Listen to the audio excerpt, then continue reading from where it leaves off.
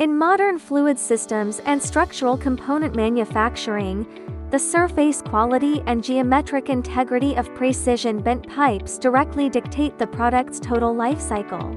Ensuring robust coating adhesion requires a rigorous three-stage surface purification protocol. First, industrial emulsions or targeted solvents are deployed for microscopic degreasing, effectively eliminating surface oils, particulate dust, and organic processing lubricants. However, as solvents cannot dissolve adherent oxide scale, a secondary mechanical decontamination utilizing high-speed steel wire brushing or blasting is required to thoroughly strip away corrosion layers and welding slag residues. Finally, refined chemical pickling or physical sandblasting eliminates legacy coatings while optimizing micro-roughness for subsequent anti-corrosion layers. Concurrently, geometric control during the forming phase is critical. During plastic deformation, uneven compressive stress distribution along the inner radius can trigger structural wrinkling. Under strict quality control benchmarks,